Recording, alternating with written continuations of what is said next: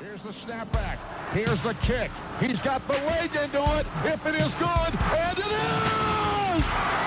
Austin Starr, a 49-yard field goal, and Indiana leads 27-24. Oh, it's an end around one to throw. Page looking at the quarterback, and it's a touchdown! Page finds Leno! Penix rolling out of the pocket to his strong hand. Delivers deep down the field. Caught, touchdown! Fried Fogel again.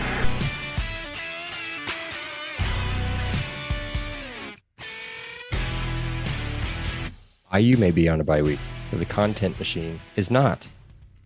And so we're here. Welcome to the LEO podcast. I'm your host, Michael Bragg. You can find me on Twitter at Bragley. That's Braggley.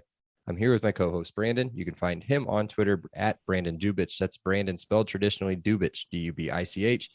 And always judging in the background is producer Seth. You can block him on Twitter at Setah5, S-E-T-A-H-5. What's up, Brando? Well, when we sat here last time and recorded, I said I was going to watch no college football on Saturday and I was going to win everyone money. Instead, I watched a ton of college football and hopefully no one listened to my gambling Hopefully nobody advice. listened to him. So while Seth may have had a better record, somewhere along the way, he did not win. I won. Brandon lost very, very, very badly. Considerably, man. That's what we'll do on this one. We will revisit our predictions from this weekend, make fun of Brandon and Seth somehow, and then we will kind of get into. To be fair, though, on my other gambling podcast, I went 6-4. So like I didn't do awful on my official. I just did really bad on our unofficial predictions. So okay. I see where it lies. I got it. Okay, let's do it. Let's get into it. So predictions 1, 2, 3, 4, 5. We only had 10 teams of the how many are in the Big Ten now? 14 of the 14 playing. So we'll go through them. Game 1, Maryland at Ohio State. Ohio State was 21-point favorites. Seth, Ohio State. Brandon, Ohio State. Me, Ohio State. All dubs. If you're keeping record, everybody's want to know. Game number 2. This is where it gets away, boys. Number 11, Michigan State, 6-point favorites at Rutgers. Seth, Michigan State, W. Brandon, Rutgers, loss. Me, Michigan State, W. Wisconsin at Illinois, 10-point favorites. Wisconsin, selected by Seth. That's another W. Illinois by Brandon and Michael. Those are two we're L's. Stupid. Because we're so dumb. Can I blame it on Brandon Peters being out? Even though that you want to know what I'm going to blame it on? Watching them play against Purdue and being like, this team's not so bad. And then, yeah, that happens. I don't even want to call it this. This game sucked. I mean, if we're going to be honest about it, the game of the week, number 4, Penn State at number 3, Iowa. Iowa set football back years, Michael. It was bad. Years. I feel Penn State and Iowa were the picks. Another win for Seth. Another loss for Brandon. We'll get into the game, Brandon. Hold on. Just wait. Save your opinions. And another win for me. A few. This one was a weird one. And one of those that'll make you pull your hair out if there's real money on it. Number 9, Michigan, 3.5-point favorites at Nebraska. Final score, Michigan 32, Nebraska 29. IU, not traditionally a math school. That is a 3-point difference on a 3.5-point spread. So that's an L all the way across the board. We all chose Michigan. And that's why Seth loses, because he picked Michigan first, and then we all picked Michigan after him. So it's his fault, and I win. So there we go. 3-2. Brandon went 1-4. And Seth, I'm not going to count the last one. Seth, well, I have to count the last one. I'm not going to count one of them. 3-1. I don't know. He loses. Okay. I'm good with it. Yeah. I have no complaints. So let's start this. Let's do this in order. I was kind of saying this. I talked over you like an idiot. But so what we'll do now is we'll go through the upcoming games for IU and kind of what we got from watching these games here. So Michigan State is our next opponent. They played Rutgers, who we play a little bit later on. So we'll talk about both teams. Did anybody watch this game? I did. I flipped back and forth when I thought Rutgers could come back like middle of the second half. And then I quickly was reminded that no, Rutgers is the worst team in the Big Ten East. Yes. Well, and they're going to fight it out with Maryland, I think. They were weird because it was so like and I'll get my opinion of Michigan State out of the way here in a minute, but it was so kind of like back and forth and like a good defensive battle. I think it was the very beginning of the second half. I don't have the breakdown right here in front of me. I guess I can get it here real quick. Coming into, let's see, into the first quarter, second quarter. So what was the halftime score? Where do we get into the second quarter? It's 21-13. Okay. Yeah. So then you think, you know what? There's still one score game. We're good. And then punt. And then after they pin them down at the 6-yard line, one play, 94 yards, Kenneth Walker right up the gut. I mean, it was poor discipline. I watched that replay. They showed it 1,000 times. I watched it 999 times. And it was just poor discipline by their defense and bad spacing, no gap fills. What do you got, Seth? I was just going to say that Michigan State is very dependent on the big play. If you can slow them down and make it grind play after play, drive together, that's when they were starting to struggle. It looked and like. I mean, as the Chiefs go on right now, who are also very predictable, you know who you need to stop in that instance. It makes it very hard to stop, but it's an easy game plan. And it's the same thing is with Michigan State. Yep. If you can slow down Walker and double coverage Naylor, then you're probably going to have a pretty good chance. Yeah. Again, that's very much easier said than done. Yeah. They're two very good players, but the game plan is obvious. Yep. Like very obvious on how you beat Michigan State. To Seth's point, here are their scoring drives early in the game. 9 plays, turned it over on downs. 2 plays, 75 yards, touchdown. 5 plays, punt. 5 plays, 87 yards, which was a 63-yard touchdown to Naylor, touchdown. 4 plays, fumble. 1 play, 65 yards, touchdown. 12 plays, 55 yards, turns it over on downs. Okay. 3 plays, punt. 3 plays, punt. 1 play, 94 yards. 9 plays, punt. 6 plays, interception. 6 plays on a short field after a fumble, 23 yards into the game. So anything over 5 plays, they did not score on. No points. Or they went 3 and out. So, and this is against what I would consider to be a pretty bad or middle of the road, bad, average-ish, I don't know, defense. Not a good one. So again, I don't want to do this. We've done this in the past. We've piled on these teams and thought that they weren't any good. At least we watched it this time instead of just going off of stats. See, that's why. See, I haven't put down Michigan State or any players. I'm just saying, because again, positive Brandon. I'm not putting down Peyton Thorne. I'm saying he's doing a good job of making the plays that are successful. Yeah, he had a good game, I guess. 3 plays over 60 yards, I think. 340 yards to the air, 3 touchdowns, 1 pick. Meanwhile, on the other side of the ball, your boy, 15 of 30, 208, no touchdowns, no interceptions, and a QBR of 50. Or I'm sorry, that's the wrong person. A QBR of 25.3. You know, again, positive Brandon. He tried to do everything on his own. He's only one man. You know, he's going to leave everything out on the field, and God bless Noah Vedral. He also fumbled twice and lost one of them. So, yeah. So there you go. I mean, let's move on. Do we need to talk about Rutgers? No, I think we just did. Okay, good enough. All right. The next game on the slate would have been, I guess, around the same time. It's the exact same kickoff time. Maryland at Ohio State. Wow, I'm just now seeing the final score. 66-17. Ohio State knocks off Maryland. The previously 4-0 Maryland, if I'm not mistaken. Yeah, man, your boy Tua's brother, 279, 2-2. Not great. Couldn't really run the come football. On now, Michael. He has negative 61 yards rushing. The dude was running for his life.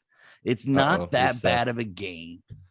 The really big news is Demas went down in that game. Their superstar receiver. Haven't seen any updates, but it looked bad. Oh, it was carted off, wasn't it? I believe so. That's not good. So, you know, again, we're giving Seth way too much credit. So if there's one thing I'm going to be negative to, it's we got to calm down on the Seth hype. But he was a big one saying if we wanted a chance to beat Ohio State, we're going to have to beat them early because wow, was this team rounding into form. Like this team is getting juggernaut status. Again, they looked real rusty in the beginning of the year, but that train is building steam. So and that's I was the gonna last talk. positive thing I'm giving Seth the rest of the way. Yeah. So I was going to talk to you guys about that. So Ohio State, they've played the last 2 games at Rutgers and Maryland. They've scored 52 and 66 points. Those 2 defenses are not good. I mean, Maryland gave Iowa 51 points. Iowa 51 points. I think they let what's his name throw for Petrus threw for, let's get there real quick. 259 yards and 3 touchdowns. Has he thrown for 259 yards outside of that game and all the other games combined? Probably not. I mean, probably, but not. I'm not. You know what I mean? So, I mean, am I scared more of Ohio State? Absolutely. But do I think that they're a 50 something point a game anymore? No, I don't think so. We'll see what happens. Now, unfortunately, they've got, I think, a bye week before they play us. So great. Again, could be a but they look-ahead game. do have the trap game. They play Penn State right after us. Mhm. So you know what? They might have a bye. They might. But what trumps a bye? A trap game, baby. That's right. So yeah, there we go. So we've knocked 2 birds out there. We don't need to talk about Maryland. Decent offense. Not a very good defense. Okay, next game, Wisconsin, Illinois. Don't need to talk about that. Penn State, Iowa. Don't really want. Yeah, you had some words on it. Let's talk about it. What do you think? Again, it's set football back. Now, is 50 years not enough? I don't know, man. Penn State wins it. Or I'm sorry, yeah, Penn State wins if Sean Clifford doesn't get hurt. Absolutely. You know, Taquan Roberson got put in a really tough position. Going into Kinnick, we've been to Kinnick. We know how hard that is on quarterbacks. Mm-hmm. Look, our offensive line crumbled. Their offensive line crumbled. Bad. I mean, it is really, really hard to win in Iowa. Holy cow. I felt so bad for Penn State because it's one of the worst meltdowns I've ever seen. It's kind of bad that Iowa could not take advantage of it more, but it was wildly entertaining how bad it was. Does that make sense? You ever watch a bad movie? I watched the whole thing. I couldn't turn it off. I couldn't turn it off. Oh my God, this is awful, Yeah. but amazing at the same time. What do you got, Seth? I was going to say Oklahoma and Texas was a that similar great cluster. That was and so then good though. what was today? The Bengals and the Bengals, Packers. Packers. Oh, 5 straight missed kicks. inject that into my veins all day. Get rid of the kickers. Hashtag cancel kickers. And hashtag cancel fall wedding. Dude, equally crazy was the my guy, the Heisman winner, the future of the Pittsburgh Steelers, Matt Corral, just being amazing, holding off the Fighting Hogs. I mean, Matt Corral. Can't say more. No, I mean, he beat probably the best IU defense of all time. If you can beat the best IU defense of all time, I'm buying all the stock I can get of Mr. Matt Corral. The Steelers won. I'm on cloud 9. I was going to say, yeah. Your second week out of 6 or whatever. It's been 5 weeks. Yeah, there you go. It's nice to have you back. Okay, so that's enough on that game. All right, the last game we need to talk a little bit on. We will not talk about Nebraska. They suck. We'll talk about Michigan. They won 32-29 against I don't know, man. I don't know what to make of Martinez anymore. I didn't watch a lot of this game. We're not playing Nebraska. Yeah. They're not gonna Yeah, but I'm trying to figure out what Michigan was doing. They're your a bunch of boy, again, I keep saying this, your boy, Cade. 255, no touchdowns and interception. Michigan is invincible. I don't get that. Like they're not invincible. Are they There you go. invincible? I just let it sit for a minute. Just let him bathe in terrible Move joke. on. Yeah, you know what? I wasn't underwhelmed. I wasn't overwhelmed. I was exactly whelmed by that comment, Seth. Go on mute for a little bit. I did not watch this game. What was I watching instead? What was on last night? Probably Alabama, Texas A&M. No, I was not watching that either. I didn't either. I watched football literally from 12 o'clock to like 8 o'clock, and my wife, we had to watch a movie or something. Like no more football was going to happen for me. So I didn't watch any of these games. I watched last And night. I also did horrible, and I was done losing money. I don't know, man. Michigan, have they had an impressive win? They beat Graham Mertz. They beat Rutgers. They beat Northern Illinois. They beat bad Washington. Have not. Like no. we want to rip Michigan State for not beating anyone. Like Michigan might be less impressive or vincible by one esteemed producer. Don't give him credit for that. That wasn't. That was a dig. I don't know if that was definitely not a compliment. Yeah, no. I mean, I'm not worried about Michigan. I'm more worried about Naylor and Walker for sure. Are you really worried about any wide receivers outside of maybe Ohio State's wide receivers? If they play for Idaho. If they're 6'4" and giant, that's it. What is Naylor's a little guy, isn't he? Naylor and who's their quick dude? Returns kicks and stuff. They're both pretty small. Reed. Yeah. So Naylor's 6 foot. Yeah, but that's not big. That's not big enough. And Reed's 6 foot. Yeah, we'll be okay.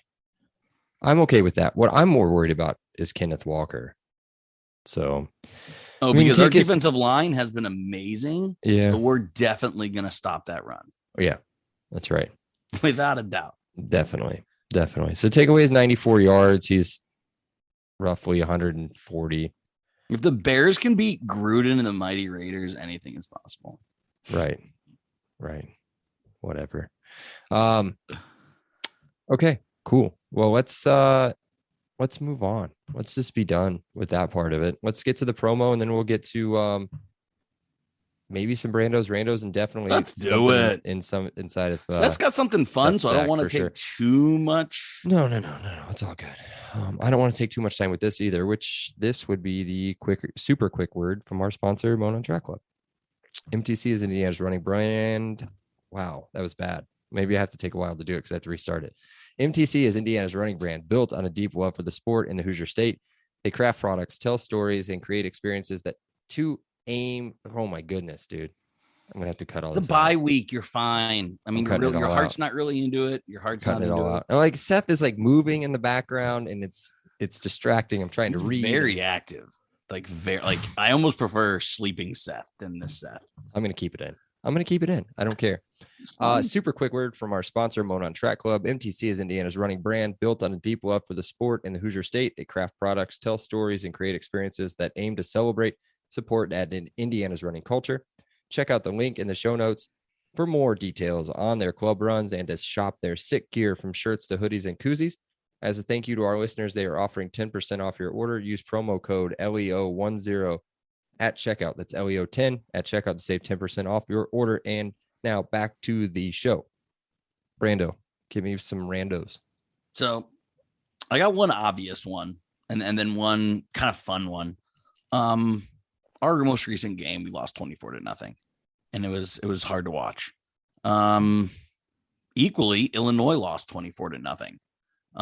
Can we take anything away from the 24-point losses? Because I felt like we were a lot closer to Penn State than Illinois was to Wisconsin.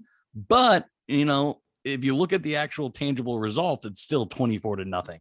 So my question to you guys, is a 24-point loss all the same? No, because you gave up 24 points to Graham Mertz. I'm sorry. You gave up 24 points to Wisconsin. Graham Mertz, 10 of 19, 100 yards, 0 touchdowns, 1 interception.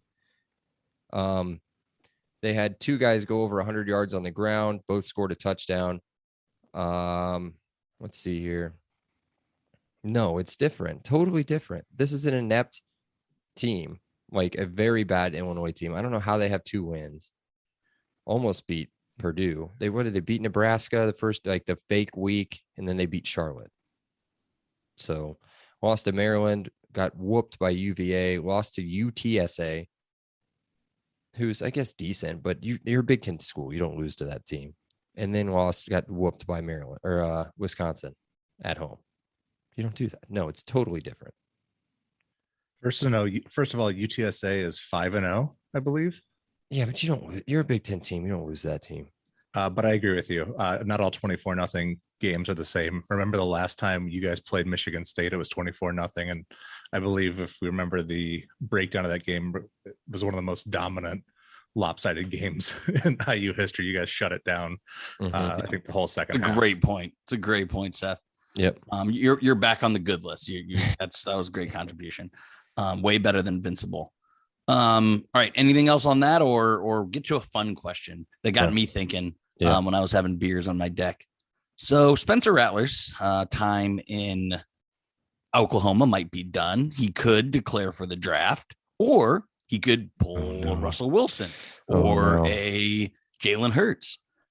We talked about Indiana being transfer you. Would we accept, and how good would we be with Spencer Rattler at quarterback for Indiana next year? If the following circumstances come through, Tuttle leaves, Penix leaves, and they don't think McCauley's quite there yet, then yeah, I would take him for 1 year. Of course, I think that's all it would be. Like I'd take him. Yeah. Even if transfer McCauley's you, ready, baby. Transfer you. Ready, I'd take him. I would. He'll start as a redshirt sophomore instead of a redshirt freshman. That's fine. I'll take him. Seth, what do you think? What do you think of the chance? Again, being a Purdue guy, but you're on an IU. He doesn't. He hates Spencer Rattler. Oh, go. Okay, let me hear this. I'm not saying anything negative about any student athletes. I refuse to. I would dislike that greatly. As a Purdue fan, I'll just say I would dislike that greatly. But as a content producer of an Indiana podcast, I would say that would garner some listens. Oh my God. It would totally make up for positive Brandon. Yeah, don't worry. I will post his thoughts via the group text on the Twitter feed. Actually, I guess I'll have to send them to Seth, and then he'll have to put them on the Twitter feed. So we don't get any confusion of. We don't need to get into that. Don't do that. We don't get into that. That's all I got. That's it. That's all I got. I thought there was two good ones. Well done. Yep. All right, Seth, reach into your sack and let us know what you got, bud. All right, here we go. The first one, we're going to do a playoff predictor right now. I want each of your top 4 teams at the end of the year, not as of today, end of the year. I'll give you mine to start out with. Georgia 1, Cincinnati 2, Ohio State 3, Alabama 4. No. Alabama's going to lose to Georgia, so I say no. Let's do. Oh, give me Iowa. These are not in order. Give me Iowa, Georgia.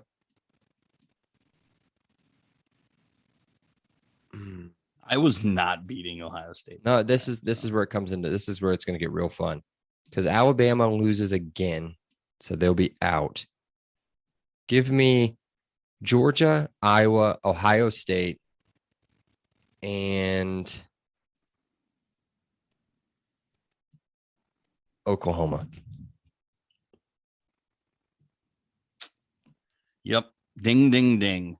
I also have I got Alabama 1. They're going to win out.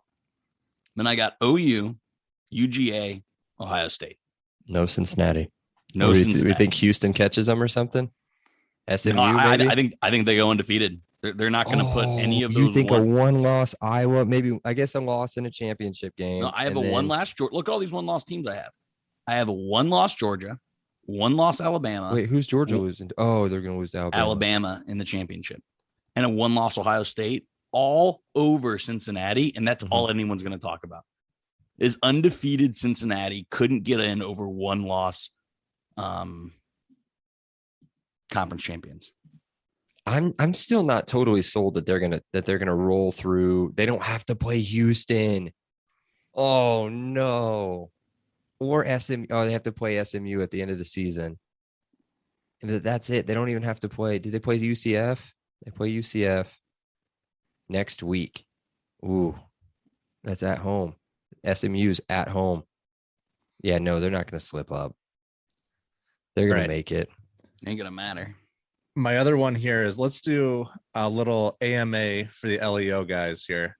So just to get to know you guys better, when and why did you become IU football fans? I can tell you exactly Mike. when. Yeah. Antoine Randall-L's freshman year. That's why. Just that I don't know. There was just something about it. And already being like, I don't think I totally paid attention to college football. I don't know. My dad used to watch Notre Dame a little bit, but he'd watch everything. I just remember Notre Dame on NBC all the time. But then I remember watching Randall-L on like a Thursday night against North Carolina State on ESPN2 maybe or something like that. And the dude was incredible. I remember watching him in one game, and you'll have to look it up sometime. Pretty sure he was obviously the quarterback, so he threw the ball, he ran the ball, he caught a ball, and he punted in that game. It's incredible. I wrote something about him in 8th grade. I remember it had printed out color pictures of him. It was awesome. That's when I became an IU football fan. So yeah, that's very historic and that's very meaningful with your dad. I do think mine's a little bit more romantic, though. I think mine's a little bit better of a story. Just a Pittsburgh kid that bleeds black and gold. I even believe Pitt football. I go to Indiana, not really an Indiana fan at all. Didn't go to a single game, not my freshman year, not my sophomore year, not my junior or senior year. Tailgated a lot, had a lot of fun. Never went to a single game. But became an IU basketball fan because you drink the Kool-Aid while you're there. So graduate in 2011. 2012, I find out that, if you get football and basketball tickets, you get a pretty good deal. Then I find a friend in Michael Bragg, and he just absolutely makes me fall in love with IU football. And without my esteemed co-host, I would never be this crazy fan that I am now. I wouldn't turn my crazy football fandom towards IU if it wasn't for Michael Bragg. He's created this. He's allowed me to be his sidekick in this. And I'm now doing an IU podcast for 3+ hours every week of my life because of this guy. So it's honestly couldn't see my life without it. Sorry about that. It's a Yinzer fairy tale. All right. Here's one of my favorite things we do in group chat from time to time. Name some random obscure IU former players. Nick Polk. Kellen Lewis. Oh, I love Kellen Lewis. Oh, I cannot remember. I think I've told this play on the podcast before, and I cannot. Josiah Sears. That's who it was. There's one. So he made the best Kellen Lewis play ever was at Iowa. He throws a screen pass out to Josiah Sears, who is a not a halfback. What do they call that? An H-back? What are they, like the running back / tight end thing? You know what I'm talking about? Not a clue. Whoa, what Tebow should have been. I'm with you. So they throw it out to him. He gets smoked.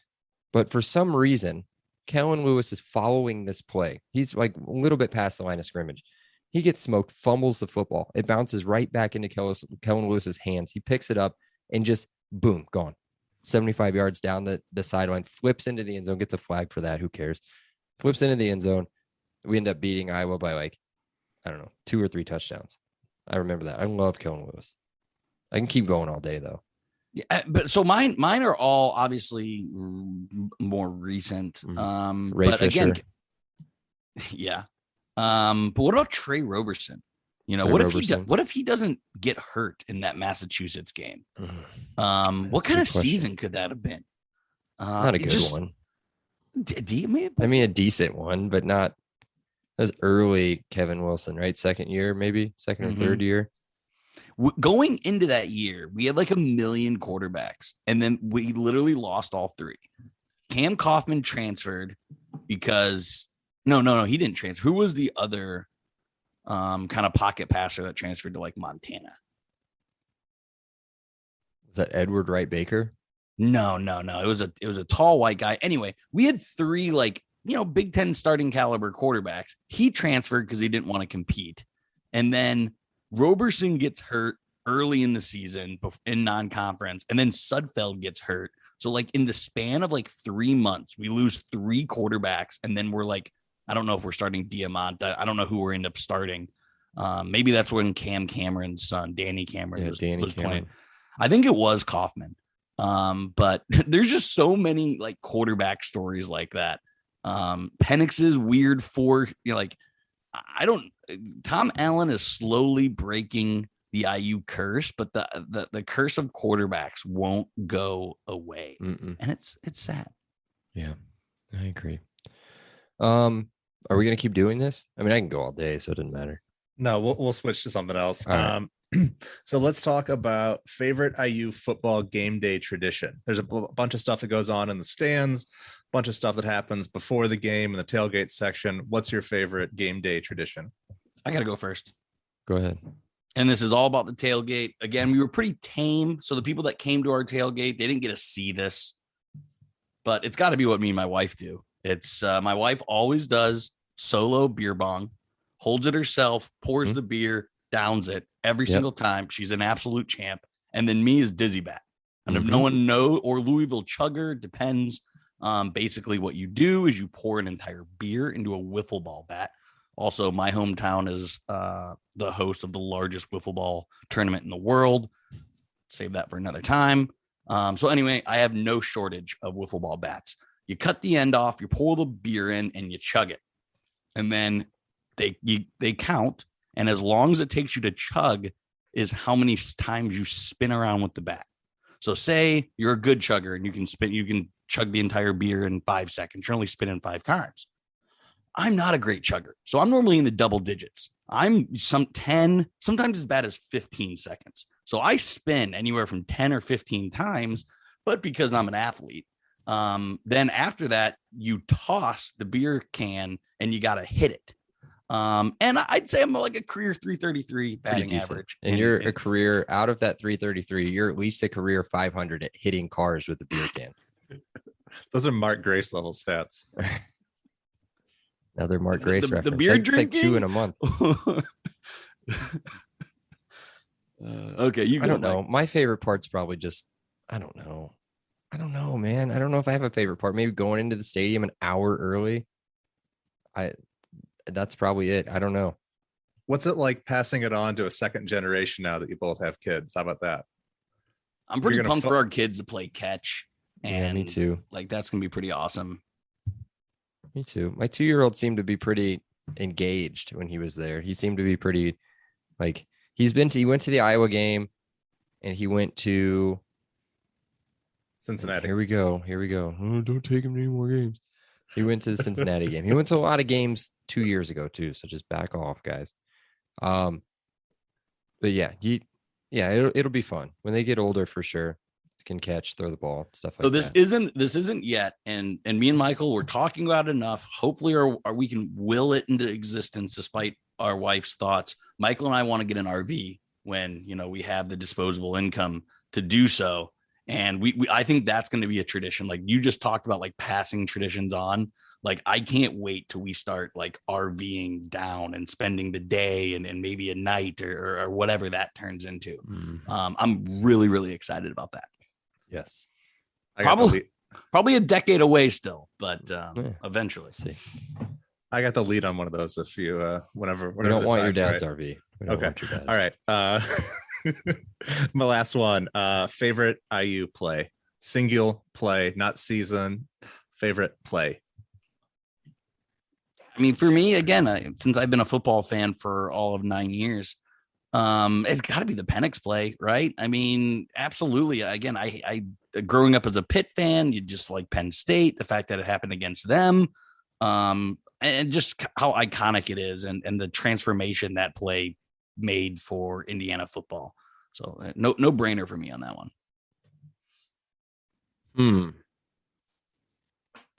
While you think, Bragg, my least favorite is the Austin Star kick. I knew that was coming. So this is how little of an IU fan was. I was pledging at that time, but I was like driving people from the bars and like I had no idea it happened. So like I'm done. I get home after a night of driving people around, and like that's how I found out that Austin Star hit the game winner. My favorite play. I had a Basset Hound puppy and snuck him into the game because we didn't go in until the fourth quarter, and by then there was nobody manning the gates, so you could just sneak in. And I had a dog with me. Watched it. Sad. Man, I don't know. I don't know what my favorite play was. My favorite play was probably in a loss to Ohio State. The Xander Diamont 75-yard scramble for a touchdown. That was probably my favorite one to see live, at least. Okay, that's it. Your sack's empty.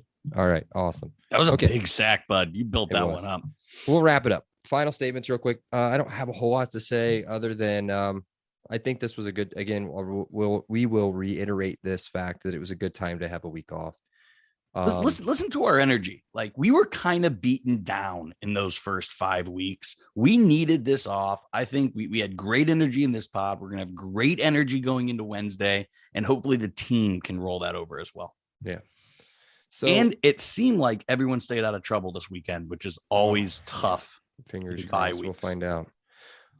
Again, no real updates anywhere on quarterback situation. Maybe we'll get one tomorrow at the press conference, but I doubt it. We'll talk more about it. McCulley packages, baby. Put it in my veins. McCulley packages. We'll talk about it more on Wednesday. And we'll throw the podcast up on Thursday morning. Brandon, do you have anything else to add? No way. Leo. Awesome. All right, good. Well, be sure to check out the pod on Facebook and Twitter, facebook.com/podcastleo, and on Twitter @podcastleo. Be sure to download, follow, rate, review, tell your friends, tell their friends, tell their friends, tell their friends, and then tell their parents or something. I don't know. On all of our platforms.